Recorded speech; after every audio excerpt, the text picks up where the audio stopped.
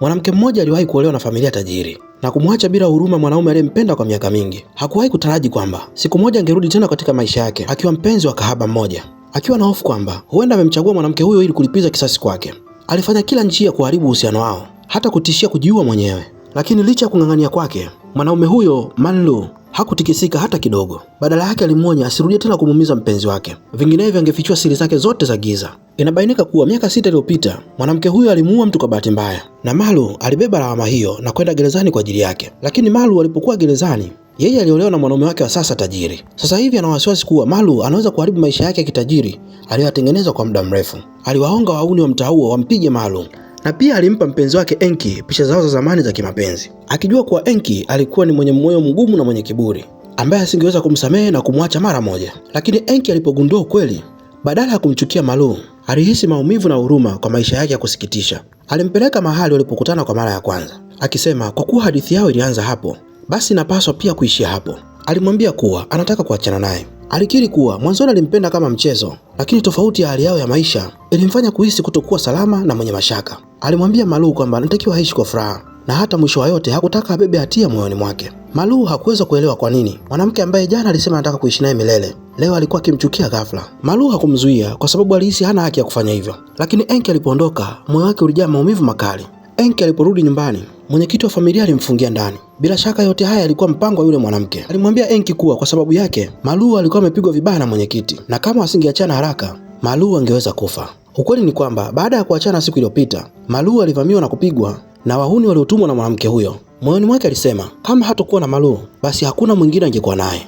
Akiwa ameshika mdoli mdogo mikononi mwake, Enki alikumbuka tabasamu la kwanza la Malu na busu lao la kwanza. Hakujali tena chochote, hata kama Malu alimdanganya. Ili mradi tu kulikuwa kuna chembe ya mapenzi ya kweli, hangeweza kamwe kumwacha. Aliunganisha mapazia ya dirisha pamoja. Alishuka kutoka dirishani kwenye mvua ya baridi kali. Ingawa matone alimpiga mwilini kama barafu, hakuhisi chochote. Alipiga hodi kwenye mlango wa Malu. Maelezo yake ya hisia yalivunja ukuta katika moyo wa Malu. Akamvuta na kumkumbatia kwa upendo. Tukio hilo la upendo lilionekana na yule mwanamke. Aliona kila kitu, kila mguso, kila machozi. Malu alipoona hivyo alimkumbatia Enki kwa nguvu, huku mwanamke huyo akiondoka akiwa amejaa fedheha na hasira.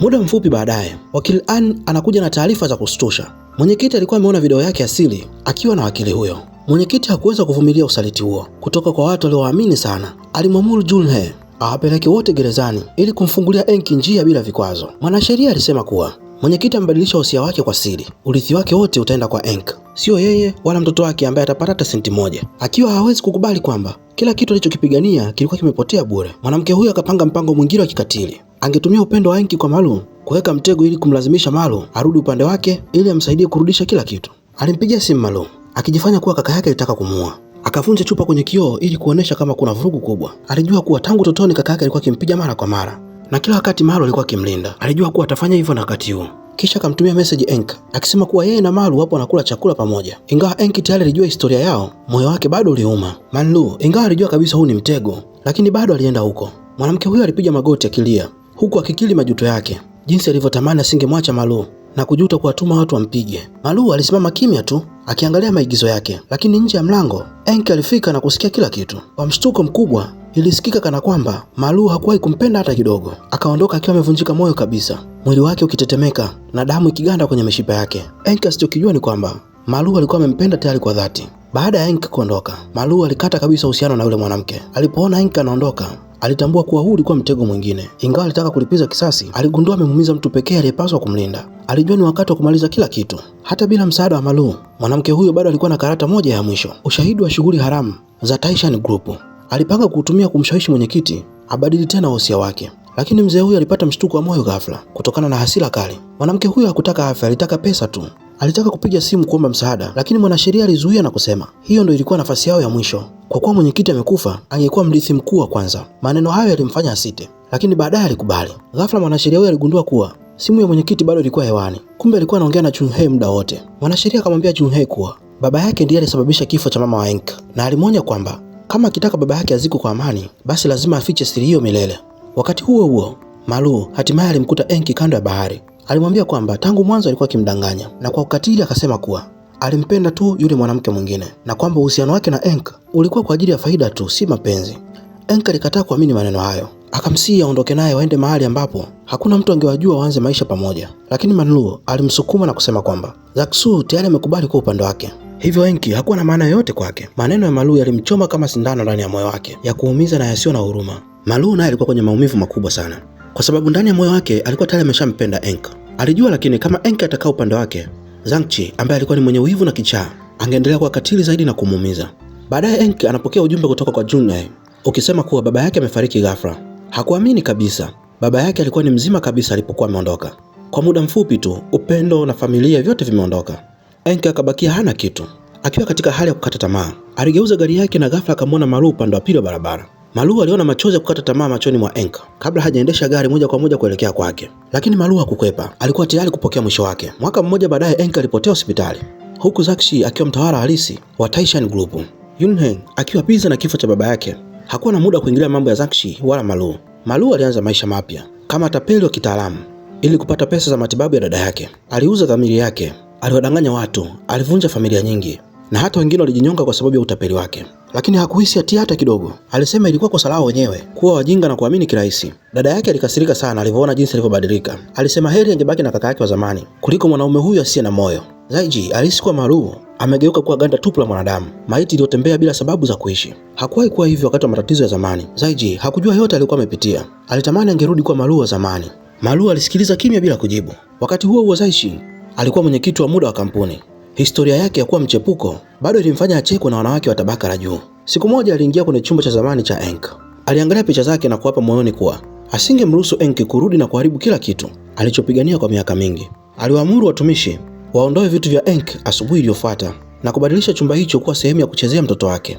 Kila siku Malu alikuwa akiketi kimya akitazama picha ya Enki, kwa sababu ni wakati huo tu alihisi kana kwamba bado alikuwa hai. Siku moja asubuhi akiwa anatoka nyumbani, alisikia watoto wawili na mwanamke mmoja wakibishana kuhusu jinsi ya kuandika herufi za jina lake. Ilikuwa ni sauti ambayo ameisikia mara nyingi kwenye ndoto zake. Malu aliganda na taratibu akageuka. Hakuiona sura ya mwanamke huyo, lakini alijua kuwa alikuwa ni Enki, msichana ambaye amewahi kumuumiza sana. Wakati huo Enki alikuwa akichekwa kwa kuandika jina lake vibaya.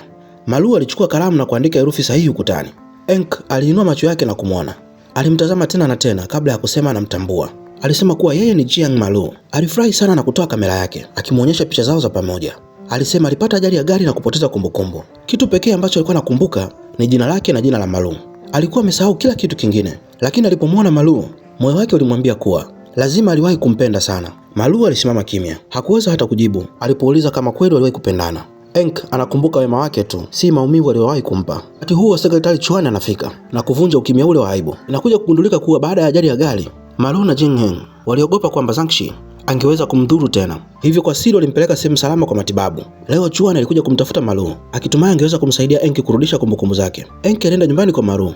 Aliona vitu vingi alivyovifahamu. Kwa msimamo mkali alisema kuna siku atakumbuka kila kitu. Sekretari Chuan alimwambia Malu kuwa baada ya ajali Enki amesahau kila kitu. Hakuweza kusoma, hakujua njia, wala hakuweza kujihudumia mwenyewe.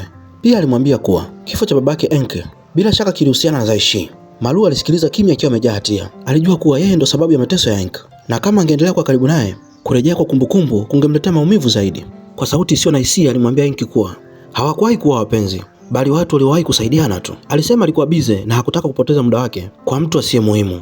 Wakati huo Zaijin anawasili na Malu akiwa na hofu kuwa angemwona Enki. Alimvuta haraka mikononi mwake. Zaijin alimdhihaki kwa kukumbatiana mchana kweupe, kisha akacheka na kuondoka. Malu akamsukuma Enki mbali, lakini Enki akamshika mkono. Alimuuliza kama anajifanya hamtambui kwa sababu sasa amekuwa mjinga na yupo taratibu. Alimsihi asubiri, akiahidi kuwa angejitahidi kukumbuka kila kitu. Malu alimwambia kweli amekuwa mjinga na kwamba wao si chochote zaidi ya watu wanaofahamiana tu. Enki alikataa kumwamini, akisema moyo wake unamkumbuka na moyo wake unadunda kwa ajili yake. Malu alitaka kubaki. Alitamani kumkumbatia kama zamani na kutomwachia milele, lakini hakuweza, hivyo aligeuka na kuondoka zake. Enki naye akaondoka. Kumbe Zaichi alikuwa amejificha akiwatazama. Akatoa tangazo la mtu aliyepotea na mpango mpya ukaanza kuunda akilini mwake. Malu naye aliendelea kutembea. Aliogopa kama angeendelea kukaa zaidi angeanguka kwenye hisia zake, angemkumbatia na kumbusu, lakini hakuweza kwa sababu muda wake ulikuwa unaisha. Baada ya ajali ya gari, damu ilikuwa imeganda kwenye ubongo wake. Daktari alisisitiza afanyiwe upasuaji mara moja, lakini operesheni hiyo ilikuwa ya hatari na aliogopa kwamba huenda asingeamka tena. Ndio maana aliendelea kufanya kazi bila kupumzika, kupata pesa za matibabu ya dada yake, na ndio maana hakutaka kuwa karibu na Enki. Enki alivunjika moyo kabisa. Alikuwa ameanza kukumbuka baadhi ya mambo ya zamani, nyakati zao tamu walizokuwa wameshiriki pamoja, lakini hakuweza kuelewa kwa nini Malu aliukataa ukweli huo. Akiwa anamtazama Malu akiondoka, Zaiji alimtambua Enki na kupata wazo la hatari. Alimfuata kwa siri na kurekodi video. Nyumbani Enki anafanya mazoezi ya kuandika kila siku, akiwa anatumaini siku moja atakumbuka kumbukumbu zake zote na Malu angemkubali tena. Baadaye Malu alipata ujumbe ambao Enki alimwachia, ukisema kuwa angemsubiri hadi siku atakayokumbuka tena. Pia alimwachia namba yake ya simu, lakini aliporudi nyumbani, Zaiji alimwambia kuwa dada yake alikuwa ametoroka na kuchukua pesa zao zote ili kuzirudisha kwa familia ambazo Malu alikuwa amezitapeli. Alisema ni bora afe kuliko kuona kaka yake akifanya hivyo. Zaiji naye aliondoka. Alisema kuishi na Malu kulikuwa kumembana na kumchosha moyo. Malu aliutoa tena ujumbe kutoka kwa Enki. Alikuwa amemmisi sana, lakini hakuthubutu kwenda kumwona. Hata yeye hakuwa na uhakika kama alichokifanya kilikuwa sahihi au la. Zaiji alimtafuta msaidizi wa Malu. Alimwonyesha video aliyokuwa amemrekodi Enki, akisema kuwa kwa kubadilishana na apartment ya ghorofa 20 angeweza kufanya Enki apotee milele. Baadaye alienda nyumbani kwa Secretary Xuan kumtafuta Enki, akijifanya yeye ni kaka wa Malu na kusema kuwa Malu alikuwa amemtuma aje kumchukua arudi nyumbani. Kwa sababu Enki alikuwa amemwona Zaiji nyumbani kwa Malu siku iliyopita, hakuhisi shaka hata kidogo. Badala yake alifurahi sana, akidhani kuwa hatimaye Malu amekuja kumfuata. Baadaye Secretary Xuan anaenda nyumbani kwa Malu akiwa amechanganyikiwa, akisema kuwa Enki ametoweka. Malu mara moja alikuwa amekumbuka kuwa mtu pekee aliyemwona Enki ni Zaiji. Alimpigia simu lakini hakupokea. Secretary Xuan akakumbuka kuwa aliweka GPS kwenye simu ya Enki.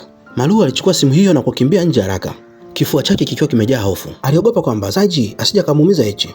Hakuweza kuvumilia swala la Enki kuumia mbele ya macho yake, huku Zaiji bado akiendelea kuota kuhusu apartment ya kifahari aliyoahidiwa. Hatimaye Malu anamkuta na kusimamisha gari yake. Mtu huyo alimwambia Malu kwamba anapaswa kumsaidia Enki kurudisha kila kitu alichopokonywa, kisha aondoke kabisa katika maisha yake. Kwa kufanya hivyo angepewa utajiri usio na mwisho, lakini kama akikataa, Chan He alitishia kumwambia Enki ukweli wote, kwamba Malu alimchukua kama chombo cha kutumika na kuficha utu wake.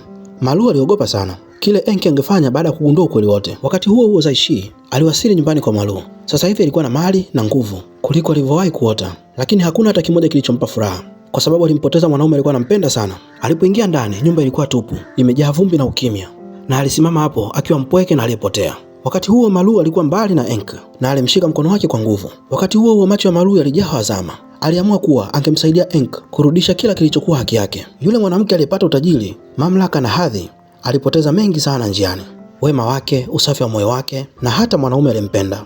Sasa alikuwa amesimama upande wa pili wa kila kitu alichowahi kuamini. Siku hiyo ilikuwa ya kwanza kwake rasmi kama mwenyekiti wa kampuni, hatua ya mwisho kuelekea mafanikio yake. Lakini ghafla Enki alitokea, akasimama mbele ya watu wote. Alieleza kuwa kutoweka kwake kulisababishwa na ajali ya gari na alikuwa akipatiwa matibabu tangu wakati huo. Ajali hiyo ilisababisha kupoteza kumbukumbu, na kwa kuwa mwili wake ulikuwa hujapona kabisa, alihitaji kupata mtu wa kumsaidia majukumu yake, na mtu huyo ni Malu ambaye pia ni mchumba wake. Baada ya kusikia hayo, ulimwengu wa Zaishi ulivunjika vipande vipande. Hakuamini alichokisikia. Mwanaume aliyewahi kumuumiza Enki vibaya mno sasa alikuwa amesimama kwa fahari pembeni yake na hata kuwa mchumba wake. Kile asichokijua ni kwamba Enki alikuwa bado hajarejesha kumbukumbu zake zote. Hata yeye mwenyewe hakujua kwa nini yuko hapo akipambana naye kwa nafasi ya mwenyekiti. Aliogopa watu kugundua hali yake. Hata hotuba aliyotoa siku hiyo alikuwa ameyakariri kutoka kwenye maandishi ambayo Malu aliyatayarisha. Alifanya kila kitu kwa sababu Malu alimwomba afanye hivyo. Malu alipoona uso wa Enki ukiwa na tabasamu na furaha, moyo wake ulijikaza kwa maumivu. Hakubakia na muda mwingi wa kuishi. Alifanya kazi bila kuchoka, lakini ugonjwa wake uliendelea kuwa mbaya zaidi. Malu alikuwa na kipaji cha ajabu. Hakumshinda tu Zaishi kwenye kikao cha bodi, bali pia aliwashawishi watu wengi kumunga mkono Enki.